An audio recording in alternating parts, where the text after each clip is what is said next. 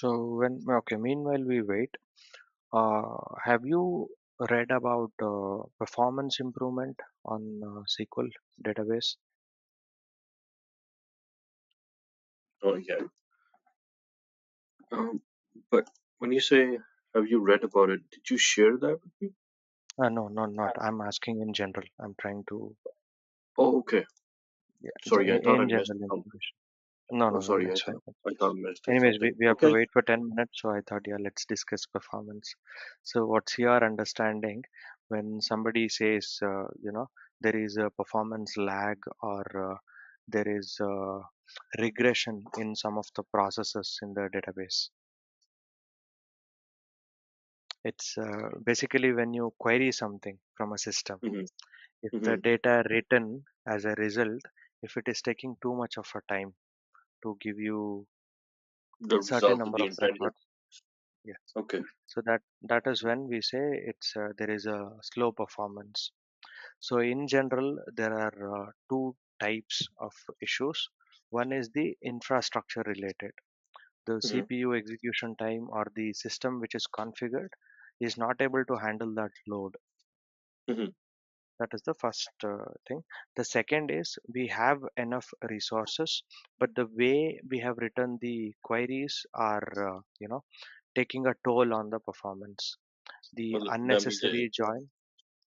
Mhm. it's scanning too many of the data points. Yes, not related. For example, if you are querying Yeah. four tables, out of which you just need a column or two from each table, but you hmm have written your joins in such a way it is joining on a not so clean column, not non-indexed columns. So hmm it has to scan the whole table. So basically, just for the two columns, you're scanning 20 or 30 columns. So that is like, adding the space to buffer Yeah. where all the data is copied into buffer, and that is too much to go through for the system. So that is when we create an index or do the partition of the tables. So that could improve the query performance. Makes sense.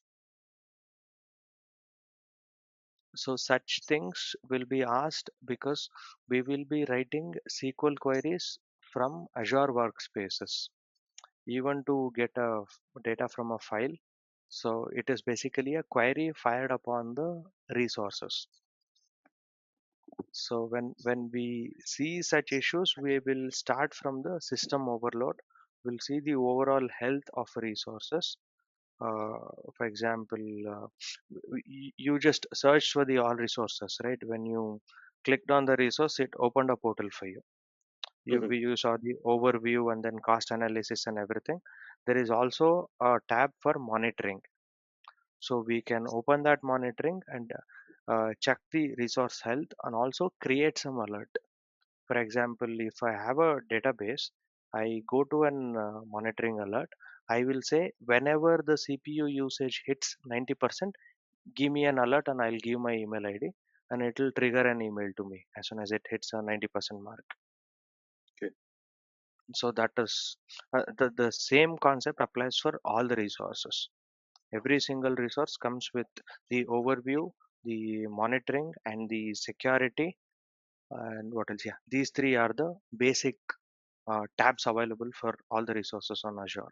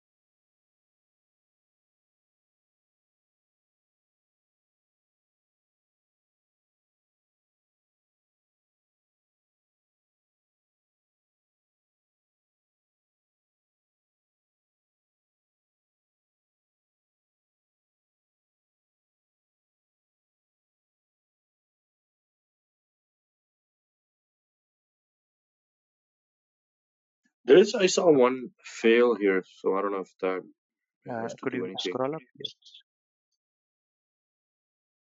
Oh, sorry, false. No. Okay.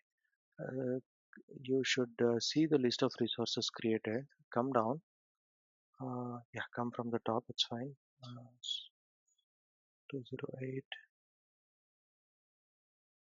Okay, there is a lot of. Okay, see snapshot. Is that the end of it? Yeah. Script completed. Okay, scroll up a little bit in the same green section. Yeah, wait here. There is a block line, block property. Okay, little bit more. It should be sales and yeah, sales CSV is fine. And some more 5000. You should see SQL Server data.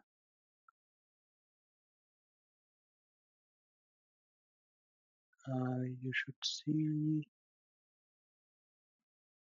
Okay, where do you see the resource details? Ah, scroll up. Uh, you should see workspace names, something like a name, type, and then value. In a tabular column you see little bit, little more.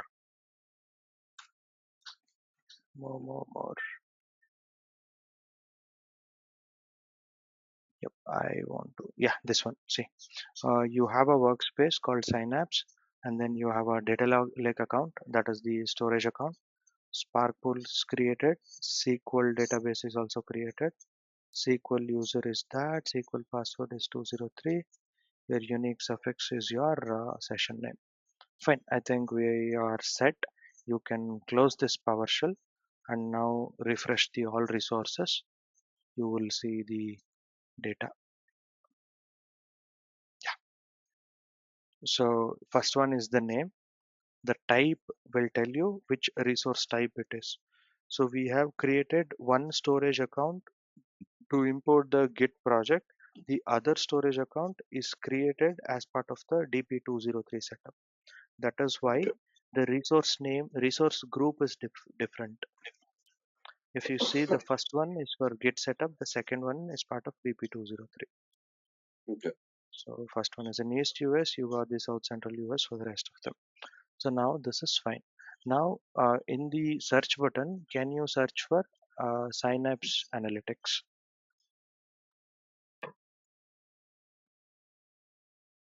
You see one. So this is your Synapse workspace. Click on the name hyperlink. So this provides a general information, and then okay, how do you open overview? Synapse Analytics. You need to launch the workspace. Yeah. Okay. Can you see that? Yes. Open Synapse Studio. It'll open it in a new tab.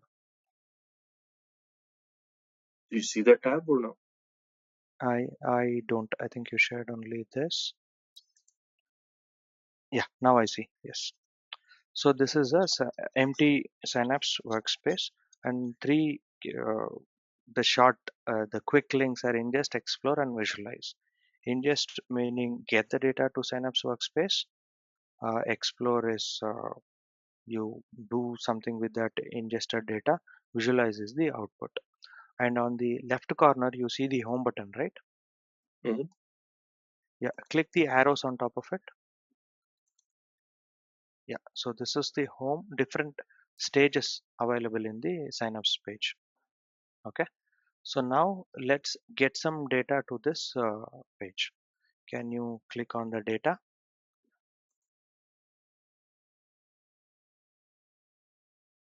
Okay, expand that SQL data space. Yeah, so this is the SQL data space already linked to this Synapse space. So how to link it, we will deal with it after some time. I mean, after a few days, where you create a SQL database on your own and Synapse database, Synapse analytics on your own, and then you can manually link.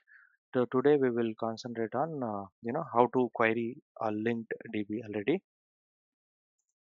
Okay, so I have this with the data that is done, workspace tab that is there, and then the linked resource. This is a DB comes under workspace. Linked, we have to link the storage device. Expand that Azure Gento. So expand the first one, the primary data lake. That is our data lake. Click on files. So we saw one CSV got loaded, right? The sales data. So these Mm-hmm. two are the folders. Click on the sales folder. We will see a file inside. So basically, this is one way to access the data lake storage account. And there is something called Storage Explorer, which is a Windows application. If you install it in your laptop and then log in with your Azure credential, it will Mm-hmm. open it like a file explorer for you in your local. Oh, I see. Just like Okay. how you navigate your file system, Mm-hmm. same way you can navigate through the files. If you double click the sales, it will be downloaded for you. If you want, you can Okay. download and keep it for your reference. Click on the sales.csv, Yeah. download, that is fine. Yeah. Now this is the data part. All your linked resources and your source data will be present under data. Now, okay, please go to develop on the left hand side. So develop is currently empty because we have not done any development. All the queries you write will be in the develop folder, Okay. right? And all the transfers or pipelines will be under integrate. And if you click on integrate, that should also be empty.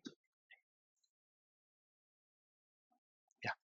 And when we create a pipeline or when we create a new notebook, basically, if you see on the right side, we have new SQL script and new notebook, right?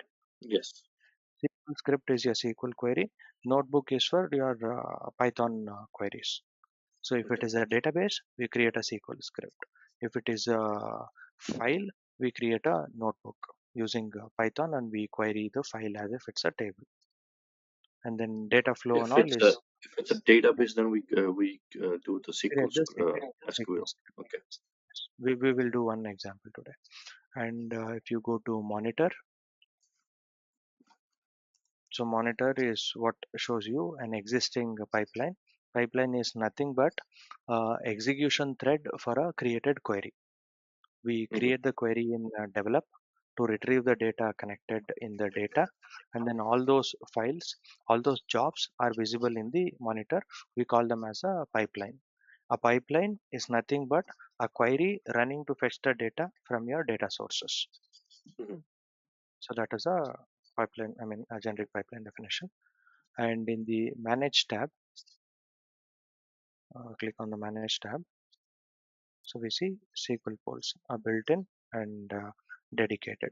Built-in is a serverless here.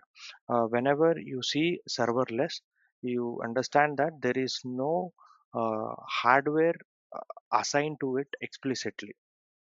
So it is Mm-hmm. like a demand basis. Only Okay. when you request a serverless resource, an existing server's resource is allocated to you, and you will be charged only for the amount of activity you done on that service. Okay. But the second one, SQL, it is a dedicated SQL pool, meaning there is a hardware assigned under your name. So there will be two types of charges. One is how much you use, and then the standby time of that hardware will be charged to you. That is why you see the status as paused. When you pause a dedicated service, a charging stops there. It is the cost Mm-hmm. management part of Azure. Okay. So if you need a cost effective, go for serverless.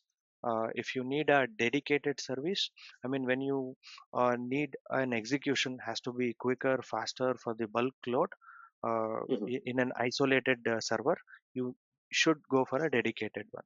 But if you are okay with the performance and you want to pay less and you actually don't process much data, you go for the serverless concept. Okay. Okay.